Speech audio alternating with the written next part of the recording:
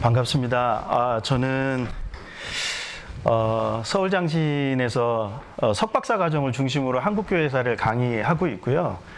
통합측 목사입니다. 그리고 제가 여기 오면서 반가웠던 것은 지난번에 제 책 출판 기념회 할 때 송암교회에서 마련해 주셔서 이곳에 올 수 있어서 감사했던 것은 제가 박사 논문을 쓸 때 2년 동안 국립재활원 앞에서 2년 동안 살았기 때문에 여기로 올 때마다 저희 아이들이 그렇게 얘기를 해요. 우리 고향에 가는 거라고. 그래서 저도 감회가 새롭고 이곳에 오면, 근데 공교롭게도 제가 그때 이 한신대 캠퍼스를 지나가만 가봤지 들어와 보지를 못했었습니다. 근데 오늘 귀한 학교에서 이렇게 귀한 자리를 마련해 주셔서 학교에 올 수 있고 들어와서 주변을 좀 둘러볼 수 있어서 너무 감사했습니다. 제가 아마 이 자리에 설 수 있는 것은 시중에 함태영을 치면 나오는 책이 제 책밖에 없기 때문에 그렇기 때문에 불러주신 게 아닌가 싶을 정도로 송암 함태영이라고 하는 이름이 사실 역사 속에서 많이 지워져 있었거든요. 그리고 송암 함태영이라는 이름의 책이나 논문이 나온 적이 거의 없기 때문에 제가 책을 낸 것도 지난 4월이어서 아직 6개월이 되지 않았습니다. 오늘 송암 함태영이라고 하는 것을 여러분들한테 소개할 수 있게 돼서 영광이고요. 반갑고, 그리고 타이틀이 저는 너무 좋았습니다. 한신을 만든 사람들, 그것은 다른 것이 아니라 정체성을 만든 사람들, 이렇게 표현할 수가 있거든요. 그 첫 번째가 왜 송암 함태영인지를 오늘 나누게 될 텐데요. 제가 오늘 총장님한테 말씀 듣기를 1시간 강의하고 20분은 좀 질문과 응답을 좀 해주셨으면 좋겠습니다. 그렇게 얘기를 했기 때문에, 말씀을 해주셨기 때문에 제가 1시간 정도 강의를 하고, 그리고 여러분들 좀 플로어에서 질문을 좀 해주시면 제가 답변을 드리는 쪽으로 그렇게 좀 할 생각인데요. 원고를 쓰다 보니까 1시간이 너무 어려운 거예요. 2시간, 3시간 하면 좋겠는데 그게 좀 안 돼서 아쉽기는 하지만 이게 제가 4월 달에 냈던 책이거든요. 요 송암 함태영이라고 하는 이 책을 여러분들이 강연 끝나시고 좀 참고하시고 확인해 주시면 더 좋은 함태영 목사님이 어떤 분인지를 좀 알 수 있지 않을까, 그렇게 생각을 합니다. 여러분 혹시 그 4.19 묘지 위쪽에 저쪽에 4.19 묘지 위쪽에 근현대사 기념관을 가보신 적 있으세요? 한국 근현대사 기념관이 그 4.19 묘지 바로 위쪽에 자리하고 있거든요. 저도 그곳을 안 지가 얼마 안 됐는데요. 그곳에 들어가는 입구에 보면, 저도 아직 안에 안 들어가 봤는데, 입구에 보면 우리나라 근현대를 대표하는 12명의 인물들, 그 흉상이 있습니다. 거기에 주요한 인물들이 의암 손병희 선생님이나 몽양 여운형, 가인 김병로, 그리고 3.1운동에서 개신교 대표로 대표셨던 이명용 장로님 같은 분들 12명, 이시영 전 부통령님 같은 분들이 12명을 선별해서 그곳에서 흉상을 만들어 놨는데, 근현대사 기념관이라고 하는 이름에 걸맞는 인물 중에 한 명은 사실은 함태영 목사님이세요. 저는 한신이든 어디든 연동교회 가서도 그 얘기를 할 텐데, 근현대사를 대표하는 인물로 그곳에 인물을 선정한다면 당연하게 함태영이라고 하는 인물을 집어넣어야 되고 그곳에 흉상이 저는 있어야 된다고 저는 그렇게 믿어요. 그게 제가 함태영이라고 하는 인물의 연구를 하고 난 결과입니다. 그것은 왜 그러냐면, 우리가 근대라고 하는 것에 있어서 얘기할 때 근대라고 하는 의미는 단순히 시간적인 의미만을 이야기하지 않거든요. 학자들은 위키피디아라든가 두산동아백과 인터넷에 올라와 있는 사전에 보면 근대를 정의할 때 대개 시간적으로는 서양에서는 종교개혁부터 20세기 초까지를 근대라고 보고요. 우리나라에서는 강화도 조약 이후부터 개화기의 그 시기, 대개 3.1운동이라든가 해방 전까지를 근대로 보는 경향이 있거든요. 시간상으로는 그런데 문제는 뭐냐면, 그러면 근대가 도대체 뭐냐라고 했을 때 그것에 대한 해석이 좀 굉장히 다른데, 최근에 나오는 학자들의 그 연구에 의하면 근대를 정하는 기준은 다른 게 아니에요. 뭐냐면 개인의 발견과 개인의 탄생이다, 이렇게 정의하는 연구들이 계속해서 나오고 있습니다. 그것은 뭐냐면, 기존의 봉건 시대에서는 어떤 게 중요했냐면 국가와 교회가 중요했거든요. 특히 서구 사회에서는. 그래서 개인의 선택은 언제나 누구에 의해서 움직여져요? 국가와 교회에 의해서 움직여져요. 근데 종교개혁은 어떻게 이야기를 하죠? 교회와 국가는 누구에 의해서 움직여져야 돼요? 개인의 선택에 의해서 움직여지는 거예요. 왜요? 하나님이 우리를 선택하실 때 한 개인을 부르셔서 그 개인을 통해서 역사하시기 때문에 그런 거거든요. 그러니까 하나님 앞에 단독자 개념, 그 개인을 발견한 것이 바로 종교개혁이고, 그 종교개혁 이후에 민주주의나 의회의 제도라는 하는 그런 어떤 근대적인 제도들이 만들어지고 개인의 자유와 자본을 축적하는 자본주의가 만들어졌다고 보는 개념이거든요. 그게 바로 근대 의식이라고 하는 개념이에요. 그러니까 어떻게 개인을 중요하게 여기고 그 개인을 통해서 새로운 국가와 사회를 만들어 갈 것인가. 그것이 근대가 가지고 있는 가장 중요한 특징이라고 하는 거죠. 그런 관점에서 봤을 때 제가 지금부터 소개하는 함태영 목사님의 모습이 가장 대한민국, 조선에서 대한민국으로 넘어가는 그 시기적 전환기에 가장 근대적 인식을 가지고 있었고, 근대적 인식을 통해서 새로운 현대국가를 건설해 나가는 중요한 역할을 담당했던 분이 바로 송암 함태영이라고 보는 거예요. 여러분들, 송암 함태영 목사님은 제가 본 바로는 가장 근대적인 의식을 가지고 있었고 가장 근대적인 문화를 접했었던 인물 중에 한 사람이 바로 송암 함태영인데요. 원래 송암 함태영 목사님이 어디서 태어났느냐라고 하는 거 가지고 사실 좀 논쟁이 있습니다. 송암 함태영 목사님이 함경북도 무산이라고 하는 것이 3.1운동 신문 조서부터 지금까지 일관적으로 그분의 출생지가 어디냐라고 하는 것에 있을 때 나타나는 정설인데요. 근데 최근에는 김제다라고 하는 견해가 나타나서 제가 이제 평전을 쓸 때 가장 힘들었던 것이 그럼 출생지가 어디냐. 그래서 김제를 제가 3번을 갔다 왔거든요. 거기에 탄생했던 곳도 있다라고 얘기를 하고 그러면서 좀 다 찾아봤는데 그것은 어떤 의미에서 와전되어진 거냐면 원래 강릉암시 그 김제가 그 함태영 목사님의 부친이었던 하무택 그 묘동교회 나중에 영수시거든요. 그 하무택 그 영수 되시는 분이 원래 근거지가 전북 김제예요. 근데 강릉암시들이 연산군 때 대거 김제로 낙향했거든요. 그러면서 그곳에서 사대부 양반가를 이루고 있었지만 근 한 300년이 지나가면서 사실상 몰락한 양반이 됩니다. 그때 하무택 그 선생님 같은 경우에는 함태영 목사님의 부친이었던 하무택 선생님 같은 경우에는 먹고 살 길이 없으니까 서당 훈장을 하셨거든요. 서당 훈장을 하면서 하는데 몰락한 양반의 최고의 목표는 출사를 해서 가문을 일으켜 세우는 거예요. 그런데 그 시기 함태영 목사님의 부친이 이제 막 훈장을 하고 활동하려고 하던 시기가 흥선대원군이 집권하는 시기예요. 재밌는 건 흥선대원군이 집권했을 때 중용하려고 했던 두 계층이 있었어요. 기존의 사대부 양반가들은 주류를 형성하면서 도저히 안 되니까 무반들, 그러니까 무인들과 그리고 또 하나는 서인들을 등용해서 새로운 어떤 지배계층을 형성하려고 하는 흥선대원군의 의도가 있었거든요. 그러니까 무과에 급제한 사람들이 출사를 할 수 있는 길이 열리는 거예요. 그래서 이 하무택 함태영 목사님의 부친이 하무택이 어떻게 하냐면 전남 여수에서 수군의 무과에 응시를 하고 거기에서 합격을 합니다.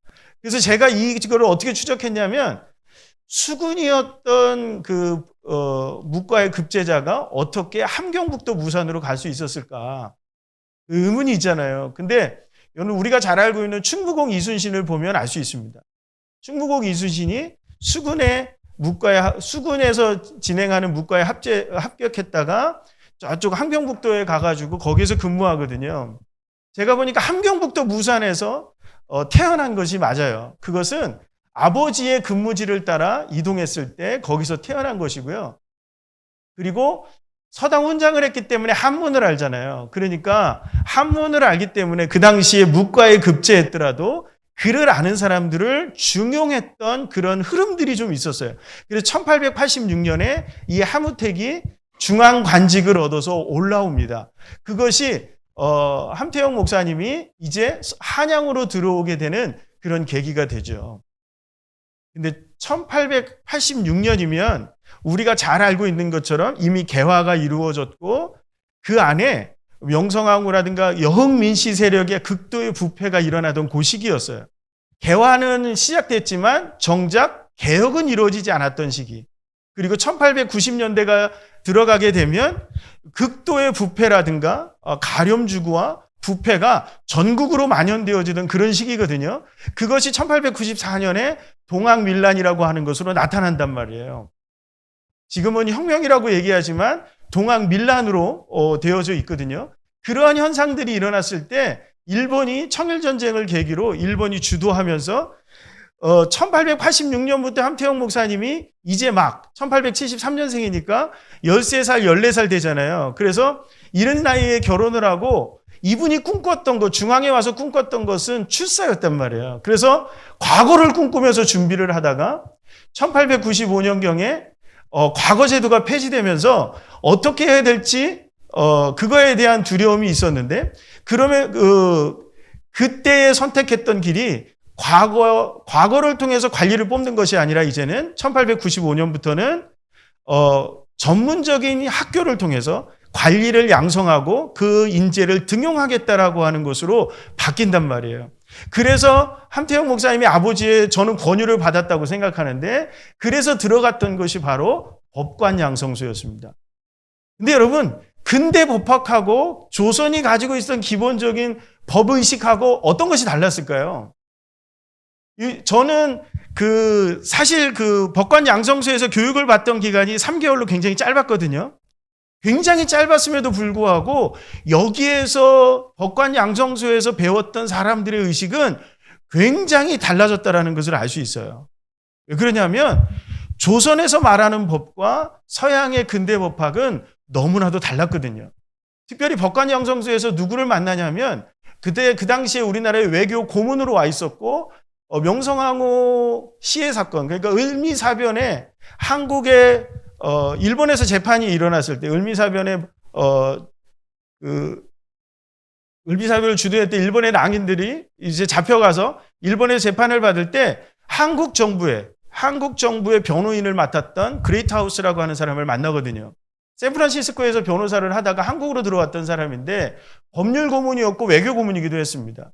이 사람을 통해 가지고 배웠던 법학은 뭐였느냐면 판결은 누가 하는 거냐면 위에 상관의 명령에 의해서 판결하는 것이 아니라 누가 해요?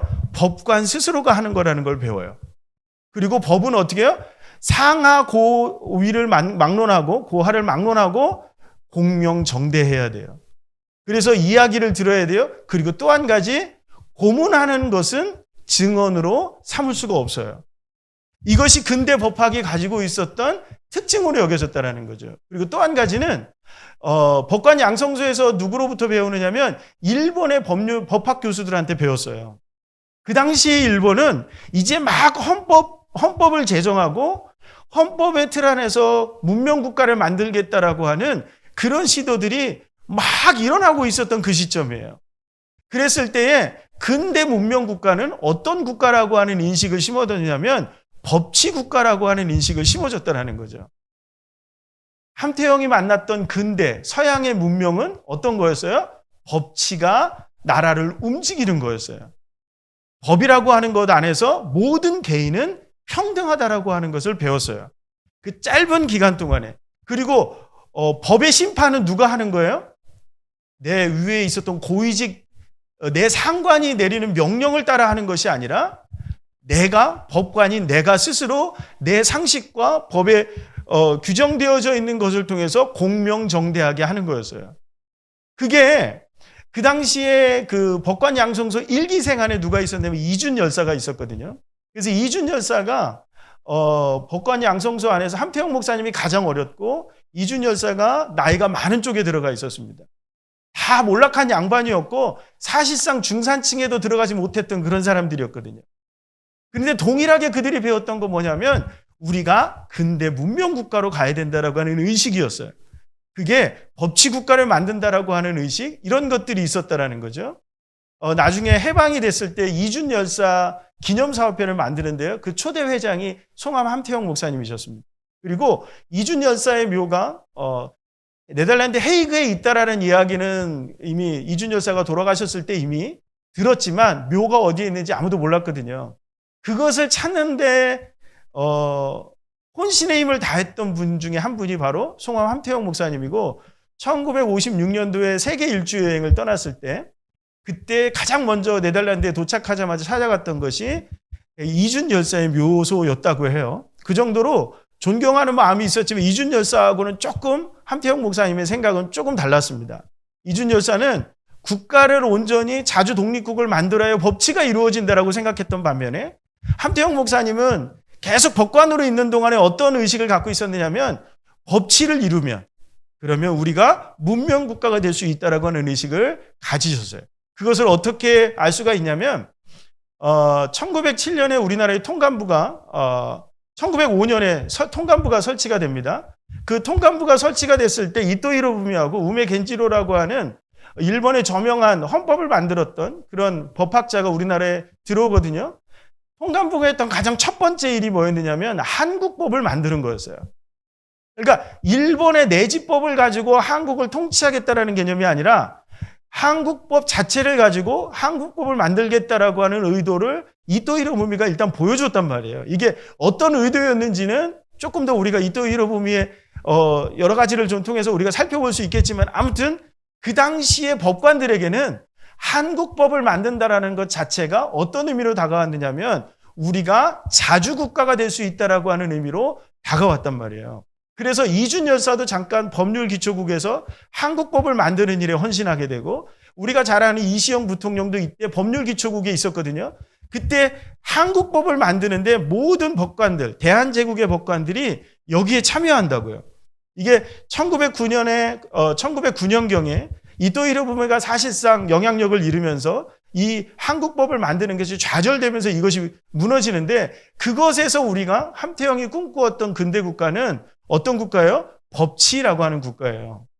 왜 제가 함태영을 근대인이라고 말하느냐면 함태영은 이 법치라고 하는 것을 통해서 근대를 접했습니다. 근데 판결을 내리는데 함태영이 오영익이라고 하는 사람, 경기도 관찰사의 오영익이라고 하는 사람이 비위가 있어서 그 사람을 조사하는 과정에서 함태영이 관찰사인 오영익보다 훨씬 더 직급이 낮거든요. 그러면 조선의 그 법의식으로는 조선 사람들의 성리학적 사고 아래서는 그 사람에게 함부로 신문을 하거나 하는 것이 쉽지 않은 거예요. 그걸 조사한다는 것이 쉽지 않아요. 그리고 내가 판결을 내리더라도 누구의 이야기를 들어야 돼요? 상관의 명령에 따라서 판결을 내리게 돼 있다고요. 근데 함태영 목사님이 1896년부터 검사가 되어진 이후에 대한제국의 검사가 된 이후에 판결하는 걸 보면 한 번도 상관의 명령에 의해서 판결하는 경우가 거의 없습니다. 자기 스스로 판결을 내려요. 심지어는 독립협회 사건이 일어났을 때 독립협회를 이렇게 억누르려고 하는 친러파들이 있었어요. 수구파라고 우리가 많이 얘기하는데 그 사람들에 의해서 독립협회가 왕실을 전복하려고 하는 음모를 꾸몄다라고 하는 것이 거의 확정되어지고 독립협회 사람들을 감옥에 가두고 기소하려고 하는 그때 그것을 무마시켰던 인물이 누구냐면 함태영이에요. 왜냐하면 조사를 해보니까 그 사람들을 조사를 해보니까 어때요? 이게 모함이라고 하는 것을 알게 된 거죠. 근데 그때 전화가 옵니다. 여러분들 그때 1899년경이니까 그때 전화가 몇 대가 있었을까요? 우리나라에 전화가 몇 대 없었단 말이에요. 누구한테 전화가 왔냐면 고종 황제한테 전화가 왔어요. 그러면 여러분 어떻게 해야 되죠? 이 당시에 함태영에게 여전히 성리학적 세계관을 가지고 있는 함태영은 충군애국이라고 하는 게 있단 말이에요. 그렇죠? 그런 것이 남아있을 법도 한데 고종에게 전화가 왔는데 그 사람들을 감옥에 가두라는 얘기를 할 때 전화기를 집어 던져버린다고요. 근데 이게 어떻게, 이거는 그냥 제 죽여 그러면 끝나는 거잖아요. 대한제국의 황제인데, 그때는 왕이 아니라 황제이거든요. 근데 고종이 어떻게 넘어가냐면 전화기가 고장났나 봐 해서 무마돼서 이 사람이 살았어요.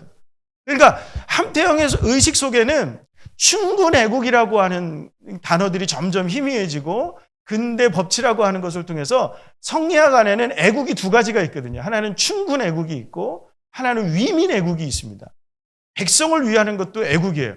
충군애국이 일반 사대부들이 가지고 있었던 그 기본적인 개념이었다라고 하면 성리학 안에서는 본래의 성리학 안에서는 위민애국이라고 하는 것이 있어요. 이게 실학파들이 개화파들이 가지고 있었던 인식 중에 하나이기도 한데 함태영에게서는 어떤 것들이냐면 근대 법치주의라고 하는 것을 법학을 배우면서 위민애국이라고 하는 것을 통해서 이게 사고의 전환이 일어나기 시작하는 거예요.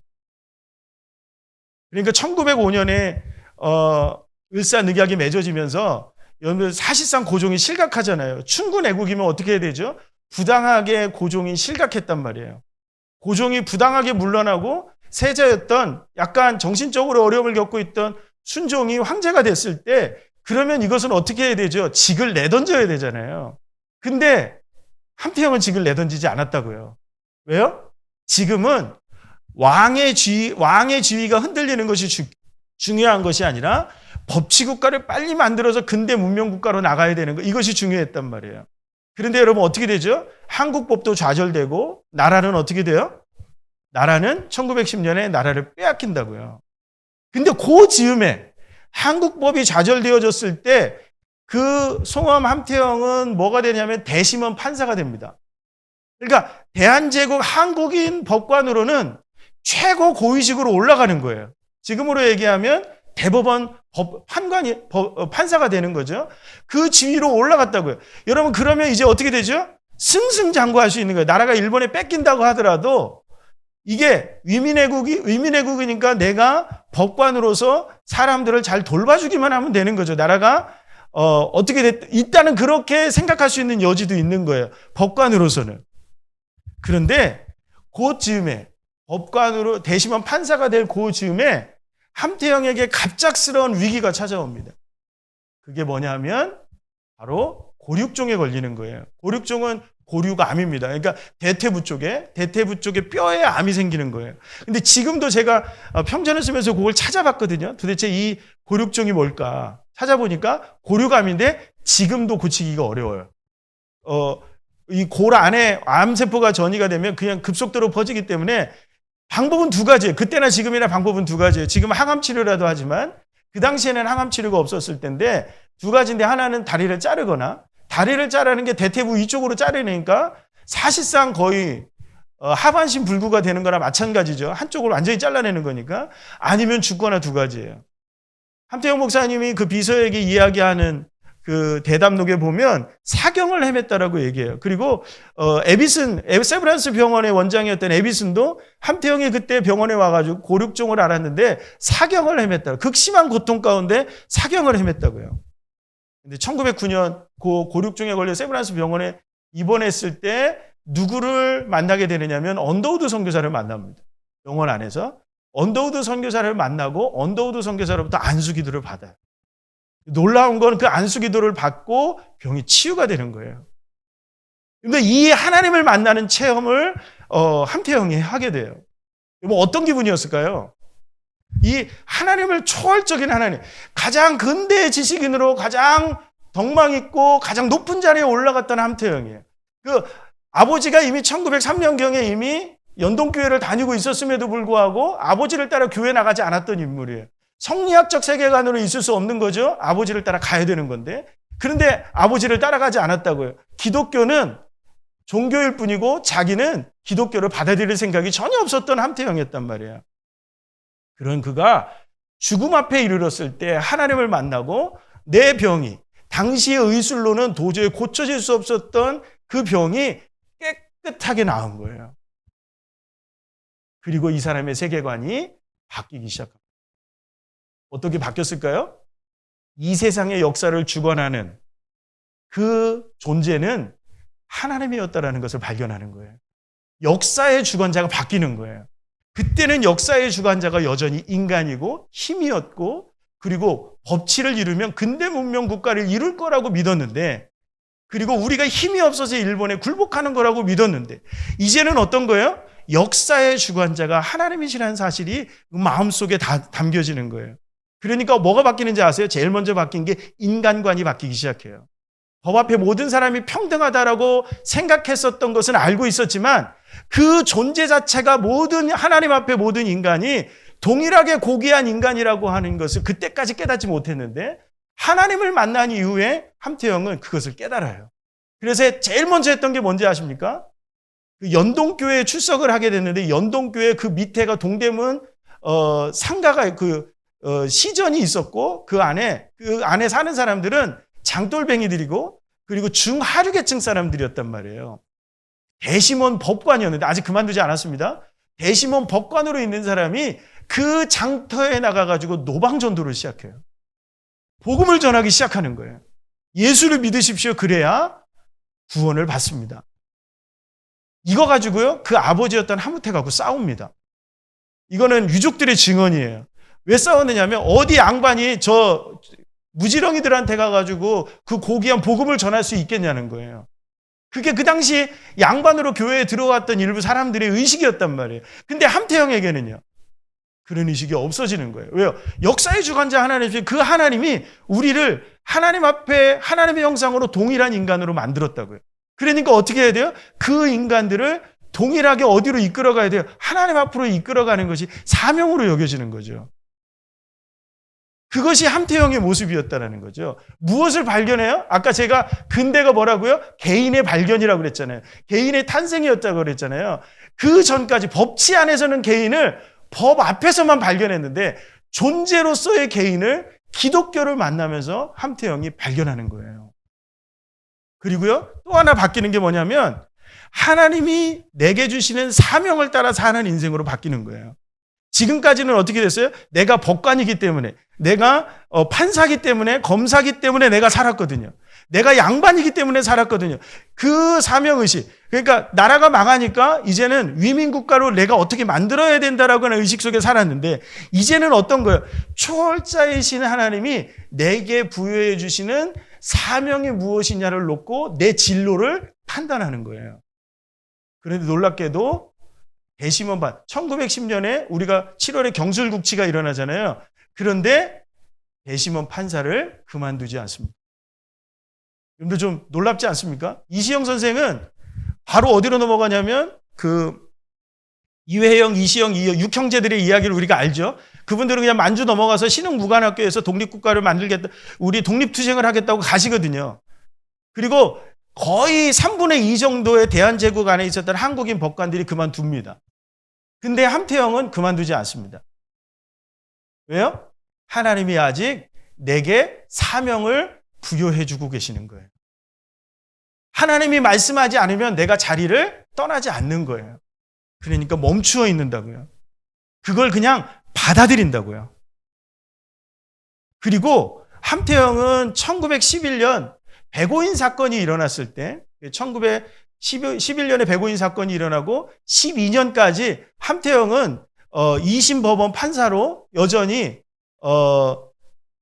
지금으로 얘기하면 고등법원 같은 위치인데요. 2심 법원 판사로 일제 총독부 하에서 판사를 역임하고 있었습니다. 그때는 일본의 실체를 인정했어요. 왜 인정했어요? 일본이 힘이 있으니까 우리 대한제국이라고 하는 나라를 먹었지만 그 일본이 불의하다라고까지는 생각을 못했거든요. 일본은 여전히 문명국가니까. 그러면 우리는 어떻게 해야 돼요? 이제 새로운 힘을 길러서 해야 된다라는 의식이 여전히 일본을 통해서만큼은 그것을 발견했는데 2심 법원에 판사로 있을 때 들려오는 소문, 1심이 끝나고 2심으로 백오인 사건이 넘어올 때 2심 재판정에서 백오인 사건에 연루됐던 사람들의 증언은 놀라운 것이었어요. 그게 뭐였느냐면 고문을 당한 거였어요. 고문은 뭐예요? 이거는 근대의 의식이 아니에요. 참혹하게 고문당했거든요. 그 백오인 사건을 연구하신 분들이라면 무려 76가지인가요? 거의 80여 가지에 이르는 고문 방법이 동원되었답니다. 그 고문 방법이 나중에 1919년 3.1운동 때 그대로 잔인하게 이루어지거든요. 그러니까 그러한 모습들을 발견했을 때 과감하게 판사직을 내려놓습니다. 물론 사표를 딱 던지면 좋겠는데 제가 볼 때는 사표를 던지지 않고 휴직을 해요. 휴직을 하고 어디로 가냐면 평양신학교에 들어가기 위해서 원서를 씁니다. 여러분, 함태영은 그때부터 어떤 모습으로 바뀌냐면 철저한 한국 장로교회의 복음주의자가 돼요. 여러분, 한국 장로교회 복음주의의 가장 핵심은 뭔지 아십니까? 그것은 한 개인이 변화되어지는 거예요. 어떻게 변화되어져요? 하나님의 아름다운 형상으로 변화되어지는 거예요. 회심에 이르게 하는 거예요. 그 변화가 어떻게 이루어져요? 하나님의 말씀인 복음으로 이루어지는 거예요. 그러니까 함태영은 일생 동안 목회를 하면서도 언제나 한 개인의 변화가 우선이에요. 영혼의 변화를 이루어져요. 그 특별히 무엇을 통해서 신유의 체험을 통해서 병이 나았잖아요. 그러니까 함태영에게서 가장 중요한 것은 배움을 통해서 한 영혼이 변화되어지는 게 아니에요. 그 교육은 변화된 인간이 성화되어지는 과정이에요. 사명을 감당하기 위해서 바뀌어지는 과정으로서 교육이 굉장히 중요하지만 그 전 단계는 뭐냐면 여전히 교회를 통해서 선포되어지는 복음이에요. 그러니까 함태영은 목회자가 되어서도 언제나 뭐가 중요해요? 한 영혼이 변화되어지는 거예요. 그래서 가는 곳마다 교회를 통해서 하는 것이, 첫 번째 하는 것이 전도대를 구성하고 그리고 반드시 부흥회를 열었습니다. 뜨거운 영적 체험을 통해서 한 영혼이 성령의 변화를, 역사를 통해서 변화되어질 수 있다라고 하는 뜨거운 그러한 어떤 신앙의 불길이 함태영은 한 번도 꺼진 적이 없어요. 그가 정치를 할 때에도 언제나 이 영적인 것들에 대해서 놓친 적이 없거든요. 그러니까 함태영의 신앙에 있어서는 가장 중요한 것이 한 근대적 인식에서도 한 개인이잖아요. 그러면 그 개인이 그냥 죄인으로서의 개인으로 남는 것이 아니라 어떤 개인이에요? 자유로운 하나님의 형상으로서 아름다운 개인으로 변화되어야만 어떤 국가를 만들어갈 수 있어요. 교육을 통해서 근대 문명 국가로 나갈 수 있다는 거예요. 그래서 함태영에게 중요한 건 세 가지입니다. 하나는 교회, 학교, 그리고 국가예요. 그래서 함태영의 일생에서 이 목회라든가 정치의 인생에서 가장 중요한 것이 바로 개인의 변화, 그리고 개인을 발전시키고 그 사명을 갖게 하고 그 사명을 갖게 해서 어디로 나가요? 그 복음을 가지고 복음적 세계관을 가지고 국가로 가는 거예요. 그래서 어떤 국가를 만들어요? 하나님 마음에 합한 국가를 만들어 가는 거예요. 그건 누가 한다고요? 교회가 하는 게 아니라 개인을 통해서 이루어지는 거예요. 그러니까 가장 중요한 국가의 단위는 여전히 개인인데 그 개인을 만들어주는 것이 교회요, 학교라고 보는 거죠. 그래서 연동교회에 갔을 때도 그렇고 청주제일교회에서 부임했을 때도 그렇고 어느 곳을 가든지 부흥회하고 전도하고 학교를 세워요. 학교를 만들고 학교를 발전시키고 학교에다 모든 에너지를 투입해요. 그것이 함태영이 가지고 있었던 상징적인 어떤 신앙의 모습이었다는 거죠. 평양신학교에 1915년에 입학을 하거든요. 근데 1915년에 입학을 했을 때 원래는 1914년에 입학을 했어야 되는데 교회, 연동교회, 여기서 함태영이 얼마나 대단하냐면 1909년에 예수를 믿고 세례를 받거든요. 아마 10년경 받았을 텐데 지금도 그런 경우가 좀 없을 것 같은데요.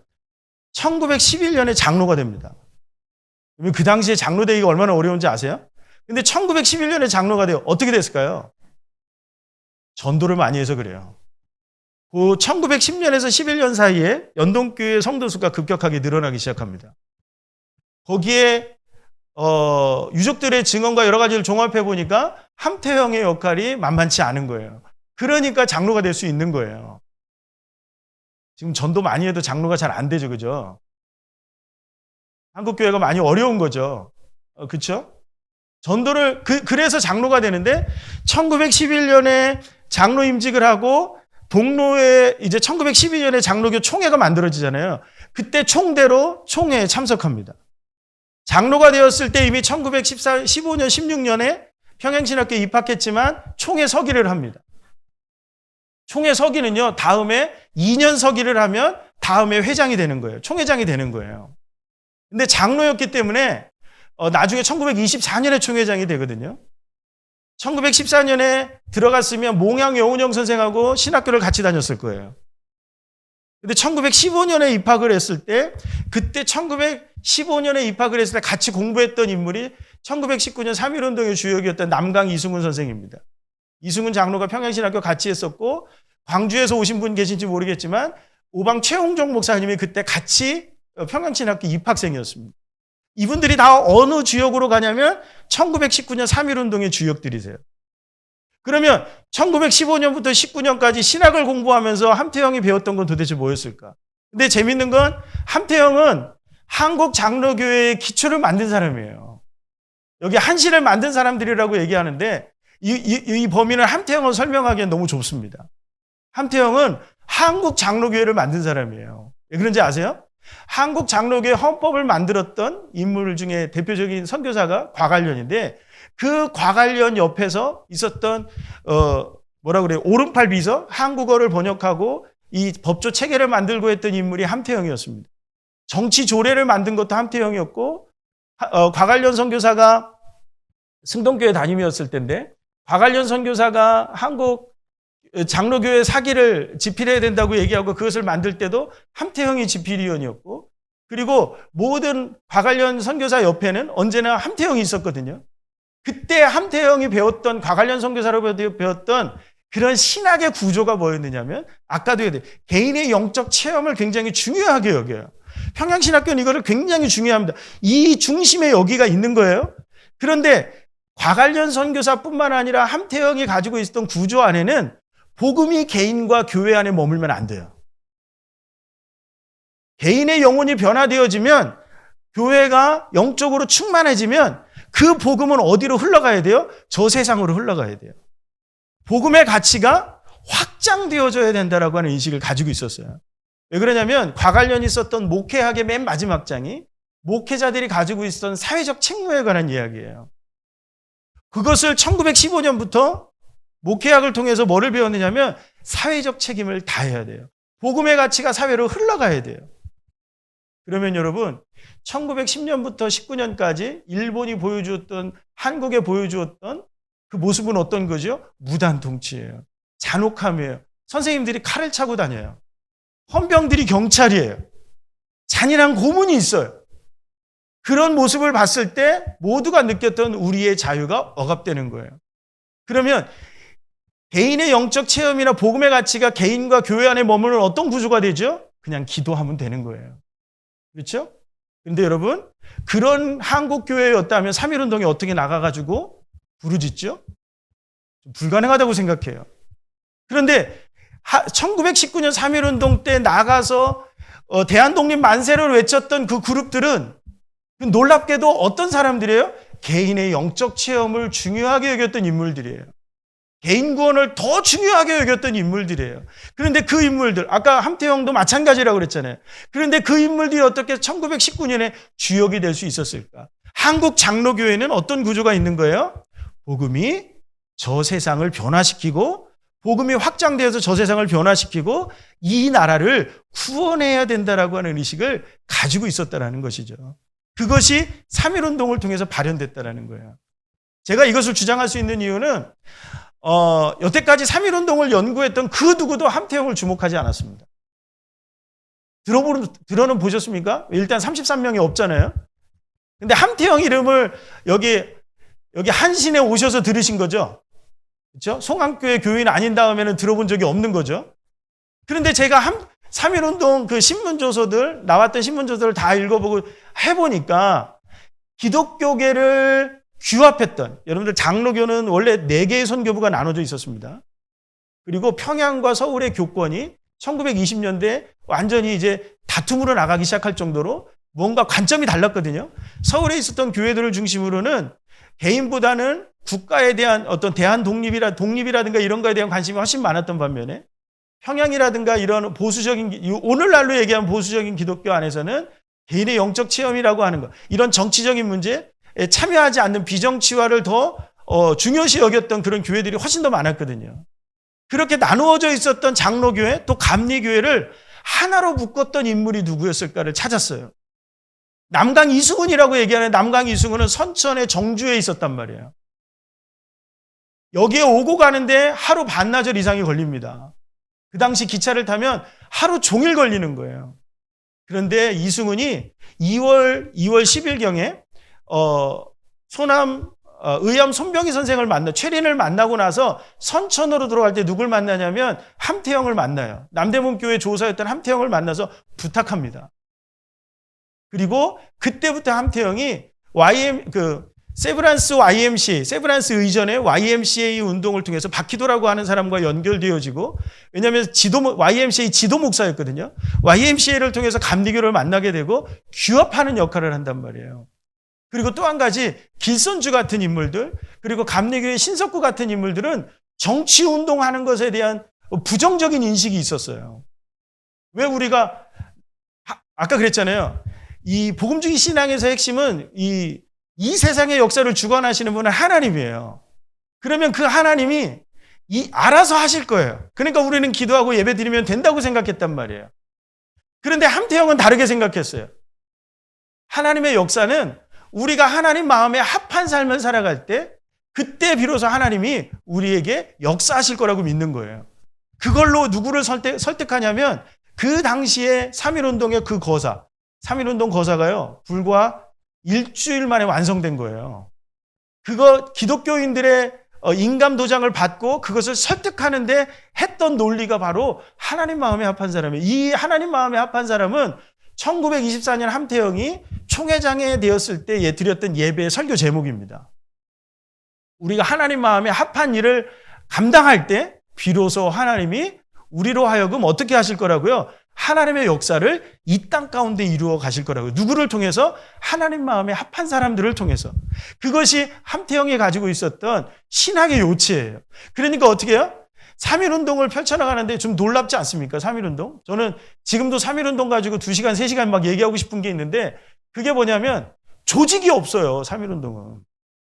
33일은요, 급조된 사람들이에요. 어떻게 보면. 이 사람들이 인감 도장을 해서 찍기는 하지만 그랬다고 세부적인 것을 가지고 논의하지 않았다고요. 신문 조서를 보니까 논의했던 사람들은 누구예요? 최린하고 함태영 두 사람이에요. 실질적인 총무 역할을 했다고요. 그런데 함태영 목사님 같은 경우 왜 빠졌느냐 하면 최근에 그 송진우 선생님의 손자분을 만났을 때 송진우 선생도 그렇게 이야기를 하셨다고 그래요. 2진 3진을 위해서 함태영이 빠졌다는 거예요. 한 번으로 끝나는 운동이 아니라 계속 이어지는 운동으로 빠졌다라는 거죠. 근데 왜 좌절됐느냐? 이틀 3월 2일 날 잡혔거든요. 3월 2일 날 고문에 못 이겨서 잡혔거든요. 근데 그 고문, 제가 이번에 그 책에서도 좀 쓰긴 했는데요. 여러분들 3.1운동 때 고문당한 거 얼마나 잔인한지 아십니까? 잡혀가면은요, 그 고문이 얼마나 끔찍한지 몰라요.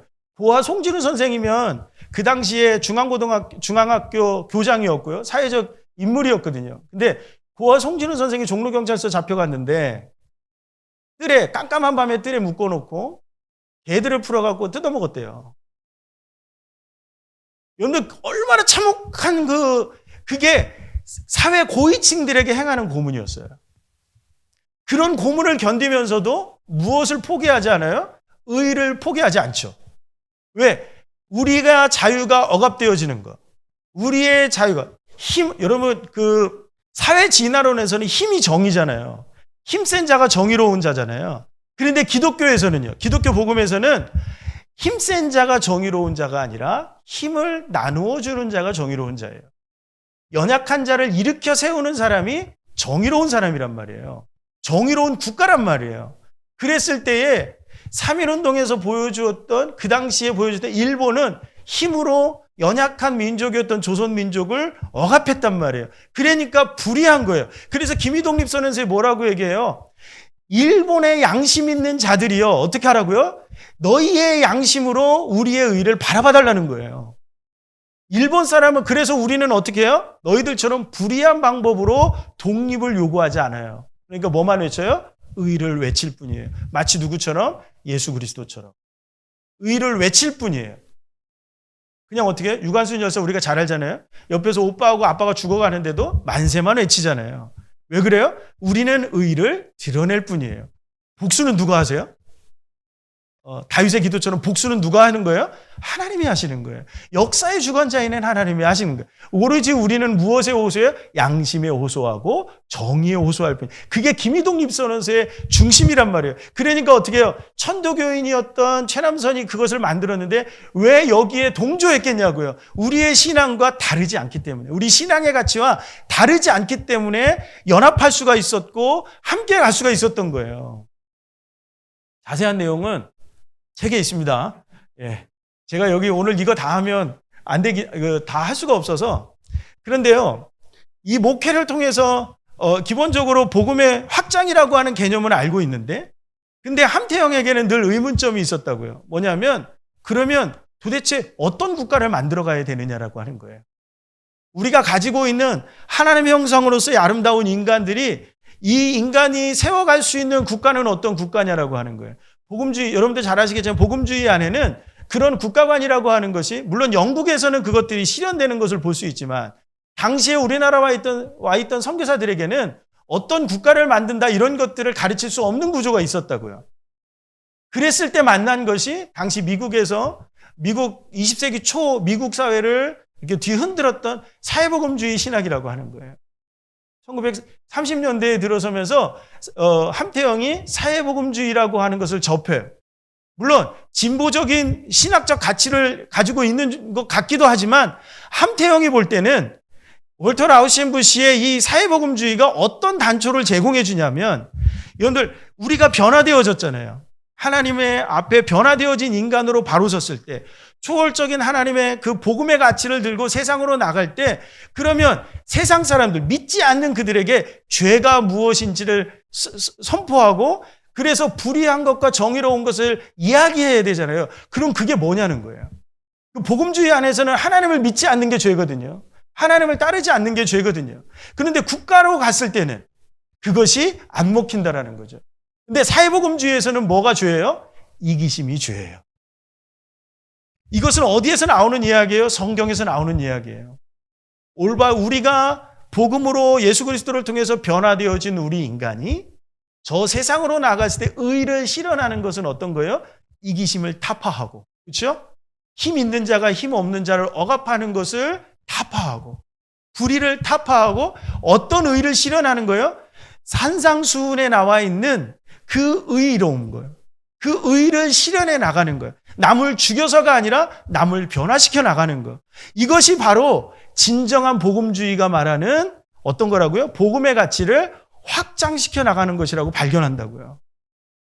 그래서 뭐를 해요? 그래서 사회복음주의 운동을 해요. 적극신앙단 만들고 했다가 1934년에 정죄를 당하고, 1934년에 정죄를 당해서 연동교회 목회직도 정직을 당하는 바람에 목회 활동도 하지 못하게 되는 그런 상황까지 간다고요. 근데 한 번도 함태영은 포기하지 않았습니다. 조선신학교를 만든 신학적 구조 아래 그게 있는 거예요. 복음을 이 땅 가운데로까지 확장시켜 나가야 된다라고 하는 개념이에요. 그래서 평양신학교가 문을 닫았을 때 조선신학교를 열죠. 왜요? 조선신학교를 열었을 때 이사장을 맡았던 이유가 뭐예요? 그런 학교 되기를 원했던 거예요. 1952년에 기장이 열었을 때도 왜 기장을 열어요? 여기에 그 1924년에 총회장을 했으니까 해방됐을 때 한국 장로교회 가장 큰 어른 중에 한 명이었거든요. 그런데 그분이 왜 기장이 예장으로부터 떨어지는 것을 묵인했냐고요. 그것을 인정하고 이름에 서명을 했냐고요. 그것은 어떤 거예요? 우리의 신학은 어디로 돌아가야 돼요? 1912년 한국 장로교회가 처음 만들어졌을 때로 돌아가야 된다는 거예요. 그 신학은 어떤 거죠? 한 영혼이 하나님을 만나고 영적으로 거듭나서 그 사명을 부여받고 어디로 가요? 저 세상을 향해서 복음을 확장시켜 나가는 인물을 세워나가야 되는 것이 바로 신학교가 가져가야 되는 중심이라고 봤기 때문에 그런 거예요. 제가 소속되어져 있는 통합측교단도 1912년을 지향합니다. 그러다 보니까 어떤지 아세요? 함태영 아래에 있었던 많은 분들이 예장 합동과 통합이 나누어졌을 때 통합으로 넘어오는 분들이 꽤 많았습니다. 왜요? 다르지 않기 때문에요. 함태영은 그런 가운데 있었다고요. 그러니까 여러분, 이런 신학적 구조가 있으니까 어떻게 돼요? 해방 후에 목회가 은퇴했지만 해방 이후에 정치에 입문하려고 하는 권유가 들어왔을 때 건국이라고 하는 그 과제 사명을 갖고 가는 거예요. 어떤 국가를 만들겠다고요? 조선 그리스도교도 연맹이라고 하는 그리스도 연맹이라고 하는 연맹을 만들 때 설립 취지문이 있어요. 거기에 설립 취지문에 뭐라고 기록되어져 있느냐면 강원영 목사님도 여기에 소속돼 있었거든요. 기독교적 민주주의 국가를 만드는 것이 자신들의 사명이라고 여겼던 거예요. 어떤 가치요? 복음의 가치가 새로운 국가, 조선이 아닌 새로운 국가 안에서 실현되기를 바라는 거예요. 그래서 심계원 원장을 만든 거예요. 그리고 1952년에 부산 정치파동 때문에 많은 사람들이 뭐라고 오해를 하냐면 이승만이 부통령을 세워준 거다 이렇게 얘기해요. 근데 여러분 1952년 부산 정치파동 이후에 52년 2월부터 7월까지의 정치 상황을 여러분들이 모르셔서 그래요. 전쟁 중에 부산이에요. 그 부산 안에서 함태영이 부통령에 출마할 수 있었던 것은 어떤 거냐면 아까 말씀드렸잖아요. 기독교적 민주주의 국가를 실현하는 거. 그것 때문에 비록 절차의 여러 가지 문제 때문에 정치 파동이 일어나서 직선제 개헌으로 바뀌었다 할지라도 그렇다고 할지라도 이 나라를 위해서 내가 이 노구에 그때가 이미 70대 후반으로 넘어가 있던 시기니까 이제 막 80대로 넘어가던 시기니까 그때에 내가 사명을 감당하겠다는 그 사명을 가지고 어디로 가는 거예요? 정치인으로 투신하는 거예요. 심계원장 함태영이 얼마나 위대한지 아십니까? 1952년 1월 달에 부산의 신문들이 대서특필했던 사건이 있습니다. 그게 뭐냐면 국민방위군 사건이에요. 이 부산 정치파동이 일어났던 결정적인 계기가 사실 국민방위군 사건이거든요. 국민방위군 사건 때문에 이승만의 지지율이 이승만에 대한 비판이 굉장히 강했다고요. 근데 심계원 원장이면 지금의 감사원 원장인데 그러면 누구 밑에 전시하예요. 아직 전쟁이 끝나지 않았어요. 그러면 누구 밑에 있는 거죠? 이승만 밑에 있죠. 그러면 전시 중에 여러분들 예산이 얼마 되지는 않았지만 원조받는 예산들을 집행해줘야 국민방위군이라든가 그 국군이라든가 이런 데 물자가 지급이 될 거 아니에요.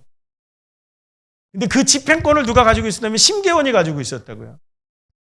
근데 2월 달에 함태영 목사님이 이 예산 집행권을 정지시켜 버렸습니다. 왜요? 예산이 부당하게 쓰여지는 거예요. 이게 가능할까요? 전시 안에서? 평시에도 불가능한데 전시하에서 이건 더 불가능하죠. 근데 그거를 하세요. 왜 하는 거예요? 불의하기 때문에. 부통령이 되었을 때 이승만에게도요, 몇 번, 지방을 순시할 때마다 1952년부터 이승만의 독재라고 하는 것들이 굉장히 좀 노골화되는 시기거든요. 1954년경쯤 되면 더 이상 이승만이 지방 순시를 하지 않습니다. 더 이상 돌보지 않는 거예요. 그냥 그 비서진들, 이기붕이 다니거나 뭐 이 정도에 갇혀 있을 그때에 지방을 계속 순시하면서 몇 번에 걸쳐서 이승만과 독대합니다. 독대하면서 했던 것은 이렇게 하면 안 됩니다였어요. 물론 법률가였기 때문에 그 당시에 제정되어져 있는 제정헌법, 그 당시에 법의 권한 하에서 그런 것들을 행사하는 바람에 더 이상의 정치적인 역량을 발휘하지는 않았지만 56년 퇴임 이후에도 함태영의 주변에는 많은 정치인들이 조언을 구하러 왔습니다. 어떤 것이 옳은 것인지. 여러분, 함태영이 정치를 했던 이유는 한 가지예요. 뭐예요? 복음의 가치로 복음을 확장함으로 이 나라를 기독교적인 민주주의 국가로 만들겠다라고 하는 그 이상이에요. 그것이 뭐로 보는 거예요? 위민 국가를 세워가는 거라고 보는 거예요. 그게 어디로부터 왔다고요? 그가 가지고 있었던 장로교회 복음주의 신학으로부터 왔다고요. 지금 많은 사람들이 복음주의를 어떻게 이해하냐면 근본주의로 이해한다고요. 그런데 저는 그렇게 이해하지 않습니다. 복음주의의 스펙트럼이 굉장히 넓지만 복음주의가 갖고 있었던 본래성에 보면 웨슬리라든가 18세기, 19세기 뭐 영국의 윌버포스라든가 여러 사람들의 견해를 보면 미국의 어떤 19세기 중후반의 사회 모습을 보면 어떤 게 있느냐면 복음으로 세상을 변화시키겠다라고 하는 뚜렷한 지향점이 있어요. 근데 그것이 누구에게서 나타나느냐면 함태형에게서 나타난다는 거예요. 여러분들, 저는 한신을 만든 사람들 했을 때 첫 번째 왜 함태형이어야 하느냐? 그것은 첫 번째 단추기 때문에 그렇습니다. 어떤 것으로부터요? 한 영혼을 변화시키는 교회. 그것을 만들어야 다음 교육이 이루어지고 그 교육이 완성되어져야 어떻게 해요? 복음에 확장되어진 하나님 마음에 합한 국가를 만들어갈 수 있다라고 보는 거예요. 저는 기장이 크게 다르지 않다라고 저는 믿습니다. 이 자리에 앉아 계신 분들이 신대원생들이 주로 많으신 걸 제가 알아요. 여러분들이 사명을 갖고 나가야 될 사역의 자리가 어디죠? 교회일 수도 있고 나라일 수도 있고 또 다른 곳일 수도 있어요. 그런데 언제나 중심을 어디에다 두라고요? 한 영혼이 하나님 앞에 서게 하는 것. 그것을 기장이 놓치면 안 된다는 거예요. 기장의 출발점은 언제나 여기에 있다고요. 그것이 송창근 목사님에게도 나타나고 김재준 목사님의 초기의 모습 속에도 그 모습은 달라지지 않아요. 강원영 목사님의 모습 속에서도 달라지지 않는다고요. 국가와 민족 아래 개인이 아니에요. 개인을 변화시켜야 국가와 민족을 변화시켜 나갈 수 있다고 믿는 것. 그것이 함태영 목사님에게 담겨져 있었던 신앙이고 신앙의 본질입니다. 그래서 어떻게 해요? 영적인 변화를 추구하는 거예요. 지적인 변화보다 지적인 변화는 그 다음이에요. 영적인 변화가 우선이에요.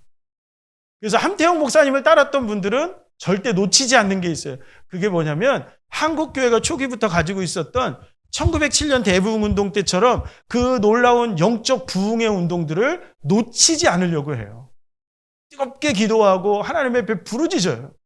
그러나 거기에만 멈추지 않는다고요. 어떻게 해요? 삶을 변화시켜 나가고 가정을 변화시켜 나가고 어떤 가치로? 복음이라고 하는 가치로. 그러한 모습으로 나아갈 때 비로소 어떻게 해요? 이 사회가, 나라가, 세상이 바뀔 수 있다고 믿는 거예요. 왜요? 하나님이 역사를 주관하시는 주관자이시기 때문에 그렇습니다. 역사의 주관자는 인간이 아니라 하나님이라고 하는 그 믿음. 그래서 어떻게 해요? 우리가 하나님 마음에 합한 모습으로 살아가야 된다라고 하는 믿음. 그게 바로 함태형을 설명하는 그런 단어라고 저는 생각해요. 여러분, 왜 이 시대에 함태형을 다시 끄집어내야 되느냐? 많은 사람들이 저한테 그런 질문을 했습니다. 그때 제가 그 답을 주었어요. 복음의 본질, 한국교회의 본질, 본래의 모습, 정체성, 그 모습이 함태형에게 있기 때문에. 그런데 오늘날 우리 한국교회의 모습은 어떤가요? 그 복음의 본질, 교회의 본래의 모습을 잃어버렸기 때문에 욕을 먹는 거예요. 어떤 사람은 국가에게로만 너무 집착되어져 있고 어떤 사람들의 에너지가 너무 교회로만 가 있다 보니까 복음이라고 하는 것이 한쪽에 고이니까 복음이 썩어버리는 거죠. 그러니까 이쪽에서도 타락하고 저쪽에서도 타락하는 거예요. 그러면 이제 우리는 어떻게 해야 되죠? 새롭게 한국교회의 정체성을 바로 세우고 그 본질을 회복해 나가기 위해서 노력해야 된다고 생각합니다. 그것이 통합 측에 있는 저의 과제이기도 하고 기장에 있는 여러분들의 과제이기도 하다고 저는 그렇게 믿어요. 왜요? 한국교회의 출발점이 다르지 않기 때문에 그렇습니다. 에큐메니칼은 어떤 거로부터 에큐메니칼이에요? 복음의 가치로부터 에큐메니칼이에요. 교회의 가치가 훼손되어지면 안 되는 거예요. 그리고 그 안에 담겨져 있는 복음의 확장이 달라지면 안 되는 거죠. 그런 의미에서 저는 여러분들이 한신을 만드는 사람들을 연구하셨으면 좋겠어요. 제발 이제 그 서점에 제 책만 이렇게 함태형의 이름이 제 책으로만 도배되지 않았으면 좋겠습니다. 여러분들 누군가는 쓰셨으면 좋겠고 여러분들 누군가는 이 한신의 본래의 정체성이 누군지 그런 것들을 좀 여러분들이 계속 여러분들이 연구하셨으면 좋겠습니다. 1952년 설립 취지문에 기장의 설립 취지문에 보면 뭐라고 쓰여져 있느냐면 거기에 참여하셨던 몇몇 목사님들이 그것을 좀 쓰셨는데 거기에 보면 우리는 1912년 한국 장로교회 본래의 신학을 보수하기 위해서 기장을 창립하고자 합니다. 이렇게 한다고요. 그게 뭐냐? 함태형이라는 것이죠. 여러분들 아직 이거는 어떻게 보면 통합측 목사로 보수적인 입장을 여전히 견지하고 있는 저의 입장에서 보는 함태형의 모습일 수 있습니다. 그러나 함태형 목사님이 추구하고자 했던 그 본질은 다르지 않을 거라고 생각합니다. 여러분들이 그 역할을 기장 안에서 감당해 주시기를 바랍니다. 제 강의는 여기까지고요. 혹시 질문이 있으시면 지금 질문해 주시면 제가 답변 드리겠습니다.